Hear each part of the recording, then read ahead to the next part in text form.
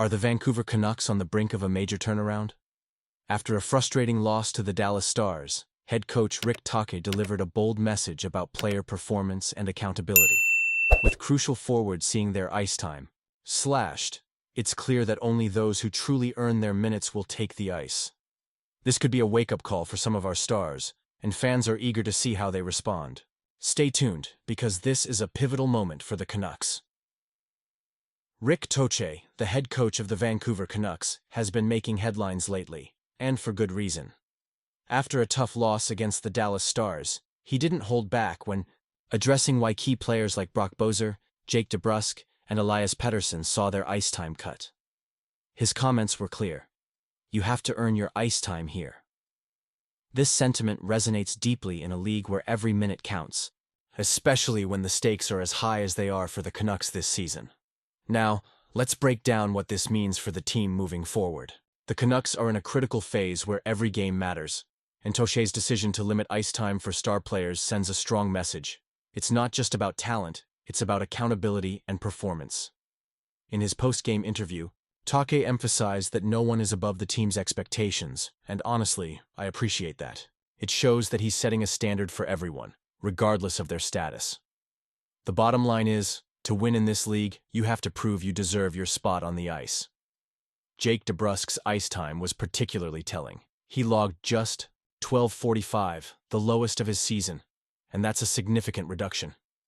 It's the first time he's dipped below 14 minutes since mid-December, and you have to wonder what that does to a player's confidence. But here's the thing. This is a wake-up call. DeBrusk has the talent to make a difference, and I believe he'll respond in the upcoming games. Brock Boeser and Elias Pettersson also saw their minutes drop, with Boeser clocking in at 15:49 and Pettersson at 16:05. Both were nearly 2 minutes below their season averages, which isn't just a statistic. It's an indication that the coaching staff is looking for more from them. Pettersson, in particular, has been showing signs of life and a desire to turn things around. That's encouraging, because when he's on his game, he can be a game changer for the Canucks. But let's not forget the bigger picture. The Canucks are gearing up for a crucial matchup against the Montreal Canadiens. It's a Canadian showdown that always carries a bit of extra weight, and I can't help but feel that Tocchet's tough love approach will light a fire under these players. They'll have a chance to prove themselves and earn that ice time back. Will they rise to the occasion? Honestly, I'm torn. Part of me thinks this tough love will pay off, but another part wonders if it could backfire. As fans, we invest our emotions into this team, and seeing our top players getting called out is tough to swallow. But if it leads to growth and accountability, then maybe this is the right path. The pressure is on, and the Canucks need to deliver. And you, what do you think? How do you feel about Tocchet's approach? Will this motivate our stars, or could it create a rift?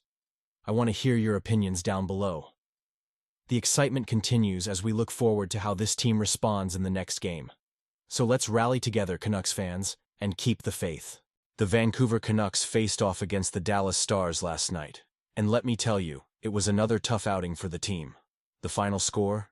A disappointing 4-1, pushing my record to 0-9 for these instant reactions. After a recent string of defeats, many fans were hoping for a turnaround. But instead, we saw a lack of offensive presence from our star players, which is becoming a frustrating trend. Before the game even started, there were some notable changes. Marcus Pettersson, just in his 12th game with the Canucks, was wearing an A on his jersey. It's intriguing to see him step into a leadership role so quickly, especially considering Brock Boeser has been a longtime veteran wearing that letter. The Canucks came out strong, with Dakota Joshua winning battles for the puck and Elias Pettersson showing flashes of the confidence we all love.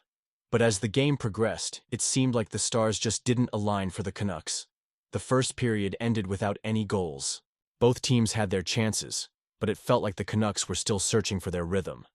Then came the second period, and things got real. Just 5 minutes in, Thomas Harley scored for the Stars, putting them up 1-0.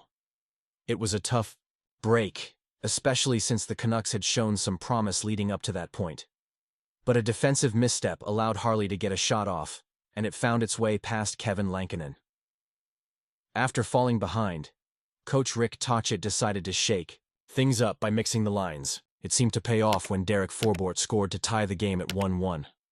Forbort's first goal as a Canuck was a bright spot in an otherwise dim game. But just as we started to feel that momentum shift, Dallas struck again.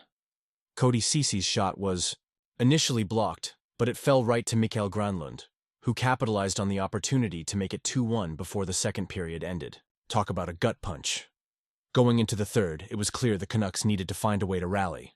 However, they struggled to generate any real scoring chances. They looked disjointed, and the power play units failed to convert. Then, just when it seemed like they might find a spark, the Stars extended their lead to 3-1 with a goal from Jason Robertson. A miscue on the backcheck allowed Robertson to have a clear shot, and just like that, the game started slipping away. The Canucks did have their moments, a few near misses and some solid individual efforts, but it just wasn't enough. A shot from rookie Elias Pettersson rang off the post, and a goal by Niels Höglander was disallowed after he used his hand to direct the puck in. Those little moments can be so deflating, especially for a team that is trying to find its footing. As I reflect on this game, I can't help but wonder, where were our key players? Elias Pettersson, Brock Boeser, and Jake DeBrusk all had lackluster performances.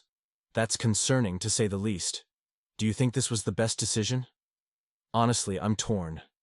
It feels like something has to change for this team to start winning again, and quickly.